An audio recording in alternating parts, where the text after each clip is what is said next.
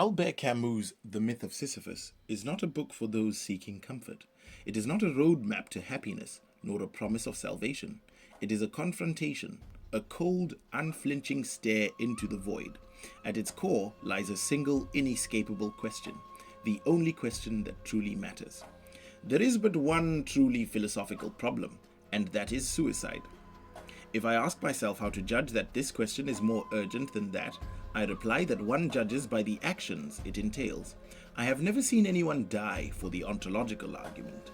Galileo, who held a scientific truth of great importance, abjured it with the greatest ease as soon as it endangered his life. In a certain sense, he did right. That truth was not worth the stake. Whether the earth or the sun revolves around the other is a matter of profound indifference. To tell the truth, it is a futile question. On the other hand, I see many people die because they judge that life is not worth living. I see others paradoxically getting killed for ideas or illusions that give them a reason for living. What is called a reason for living is also an excellent reason for dying. I therefore conclude that the meaning of life is the most urgent of questions. Philosophy for Camus does not begin in abstraction, but in urgency. If life has no inherent meaning, if every effort, every dream, every ambition ultimately crumbles into nothingness, then what justifies our endurance? Why not simply end it? This is the starting point of the Myth of Sisyphus, an inquiry into whether life, stripped of illusions, is still worth living. Camus calls this dilemma the absurd, the irreconcilable clash between humanity's desperate longing for meaning and the universe's impenetrable silence. What is absurd, he writes, is not the world nor the human mind, but the confrontation between the two. Ce qui est absurde, c'est la confrontation de cet irrationnel et de ce désir éperdu de clarté dont l'appel résonne au plus profond de l'homme. For centuries, religion and philosophy have sought to answer this problem, some by fabricating meaning where none exists, and others by retreating into despair. But Camus rejects both solutions. He refuses the leap of faith and scorns nihilism alike. Instead, he asks, what if, rather than fleeing the absurd, we embraced it? And so Camus arrives at his answer. Not resignation, not despair, but defiance. A revolt against the absurd. A life lived fully despite its meaninglessness. The struggle itself towards the height is enough to fill a man's heart. Il faut imaginer Sisyphe heureux. One must imagine Sisyphus happy. Albert Camus' concept of the absurd is not a simple declaration that life is meaningless. Rather, absurdity arises from the clash between two irreconcilable forces: human beings' deep-seated need for meaning and the universe's cold indifference. We are creatures who ask why, but the world offers no answer. This dissonance, this contradiction between our longing for coherence and the universe's refusal to provide it, it is itself the absurd. If existence is absurd, then what follows? For many, this confrontation leads to despair. The most extreme response is physical suicide, the decision that if life lacks meaning, it is not worth continuing. Camus understands this impulse. If there is no higher order, no ultimate purpose, why endure suffering? Suicide in this framework is an attempt to escape absurdity by refusing to play the game. It is the final rejection of a world that refuses to justify itself. And yet Camus challenges whether this reaction is truly justified. Does absurdity necessarily demand annihilation? To him, suicide is not a conclusion drawn from logic, but a surrender, a refusal to engage with the reality of existence. It presumes that if life lacks grand meaning, it must lack any value at all. But this is an assumption, not a necessity. The absurd is not an invitation to despair, but an invitation to clarity.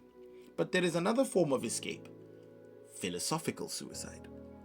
This occurs when a person refuses to accept absurdity and instead fabricates meaning where none exists. Camus levels his criticism at thinkers who, though appearing to embrace the absurd, ultimately retreat into illusion. Kierkegaard, for instance, confronts the void, but then makes a leap of faith, surrendering reason to God. Husserl drowns the absurd in abstraction, attempting to impose rational structure where none inherently exists. Even existentialists like Jaspers and Heidegger, though more honest in their confrontation with meaninglessness, still posit some deeper essence or transcendence that saves the individual from true absurdity. These are all forms of retreat, attempts to leap beyond the abyss rather than stand at its edge and look down. This makes Camus' thought strikingly reminiscent of Nietzsche's condemnation of those who, unable to accept the world as it is, turn instead to an imagined beyond, the preachers of death. In Thus Spake Zarathustra, Nietzsche speaks of men who hate the earth, the despisers of the body, because they fixate on an unreal world, on an afterlife that devalues existence itself. The preachers of the afterworld reject reality in favor of illusions, seeking comfort in fabricated realms beyond suffering. These weary ones are precisely the advocates of philosophical suicide. They refuse to live in a world that denies them meaning, and so they invent one that does not. But neither physical nor philosophical suicide is a true response to the absurd. Both are evasions, one by annihilation, the other by illusion. To Camus, the real challenge is not to seek escape, but to live in spite of the absurd, to refuse both false hope and despair. The question then is not why live, but how to live within the absurd. And it is here that Camus begins his answer. If I judge that a thing is true, I must preserve it. If I attempt to solve a problem, at least I must not by that very solution conjure away one of the terms of the problem. For me, the sole datum is the absurd. The first, and after all, the only condition of my inquiry is to preserve the very thing that crushes me, consequently to respect what I consider essential in it.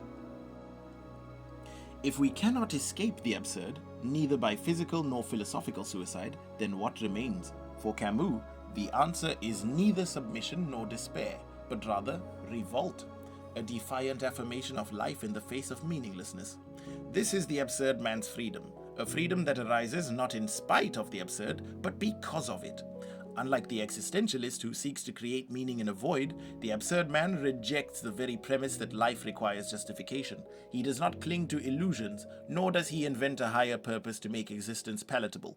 Instead, he embraces life as it is, brutal, transient, magnificent, without appeal to anything beyond it.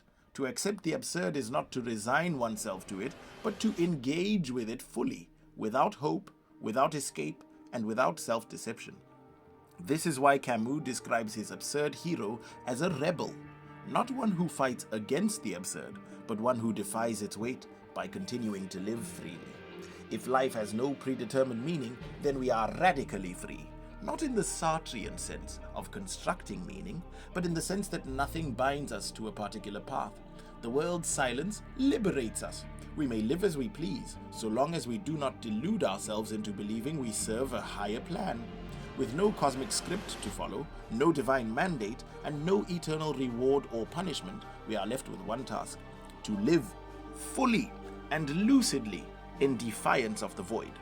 This is where Camus makes his boldest claim.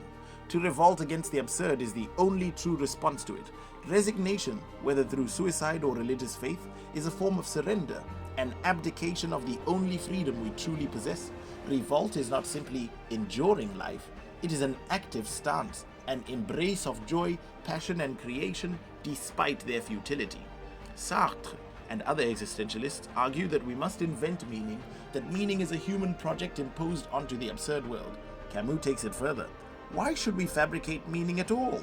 To Camus, life does not need justification, only participation. The artist paints not because the work serves a grand purpose, but because the act itself is sufficient. The lover loves, not because love transcends mortality, but because love, fleeting as it is, remains real. And so the absurd man lives not in despair, not in hope, but in a state of glorious rebellion against the void. Thus I draw from the absurd three consequences, which are my revolt, my freedom, and my passion. By the mere activity of consciousness, I transform into a rule of life what was an invitation to death, and I refuse suicide. I know to be sure the dull resonance that vibrates throughout these days. yet I have but a word to say, that it is necessary. The Myth of Sisyphus and the Absurd Hero. In the climactic section of Le Mythe de Sisyphe, Albert Camus presents the ultimate symbol of human existence, Sisyphus, the condemned king whose eternal punishment is to roll a boulder up a hill, only to watch it roll back down, and then start again, over and over, for eternity. At first glance, this seems like the purest image of futility, an existence stripped of hope, accomplishment, or progress. But Camus, rather than despairing, reimagines Sisyphus as the embodiment of the absurd hero, the figure who, fully conscious of the absurdity of his fate, embraces it nonetheless. Camus chooses Sisyphus because his fate mirrors the condition of human life: endless labor, repetition, and an absence of ultimate meaning. Just as Sisyphus must push his rock with no expectation of completion, human beings work, strive, and create without the promise of final fulfillment. And yet, Camus insists that this is not a tragedy. Camus does not argue that Sisyphus' struggle is meaningful in any traditional sense. Rather, he insists that the refusal to seek meaning beyond the act itself is the highest form of rebellion. By choosing to live despite knowing life's futility, Sisyphus becomes a defiant figure, someone who does not submit to despair or false hope. This is the final answer Camus provides to the question of suicide posed at the start of the book. If life has no inherent meaning, that does not mean that it is not worth living. Instead of seeking some grand purpose, one can simply live for the sake of living. In that conscious acceptance, absurdity becomes freedom. While many interpret Camus' absurdism as bleak, Le Mythe de Sisyphe ultimately presents a philosophy that is strangely joyful. This is not a pessimistic book. It is one that finds liberation in rejecting false hopes and illusions. If we accept life's futility, we are free to engage with it on our own terms, without the burden of imposed meaning. Sisyphus' rock does not change. His task does not end, but his defiant joy transforms his existence. This, for Camus, is the final image of the absurd hero, a man who, even at the bottom of the mountain, knows he is free. Camus' style, poetic, precise, and full of imagery, is intellectual but deeply emotional and artistic. And his message is simple: don't seek meaning, just live. But I will let him tell it to you in his own words. All Sisyphus' silent joy is contained therein. His fate belongs to him. His rock is a thing. Likewise, the absurd man, when he contemplates his torment, silences all the idols. There is no sun without shadow, and it is essential to know the night. The absurd man says yes, and his efforts will henceforth be unceasing. If there is a personal fate, there is no higher destiny, or at least there is, but one which he concludes is inevitable and despicable. For the rest, he knows himself to be the master of his days. At that subtle moment, when man glances backward over his life, Sisyphus, returning toward the rock, in that slight pivoting, he contemplates that series of unrelated actions which become his fate, created by him, combined under his memory's eye, and soon sealed by his death. Thus convinced of the wholly human origin of all that is human, a blind man, eager to see who knows that the night has no end, he is still on the go. The rock is still rolling. I leave Sisyphus at the foot of the mountain. One always finds one's burden again, but Sisyphus teaches the higher fidelity that negates the gods and raises the rocks. He too concludes that all is well. This universe, henceforth without a master, seems to him neither sterile nor futile. Each atom of that stone, each mineral flake of that night-filled mountain, in itself forms a world.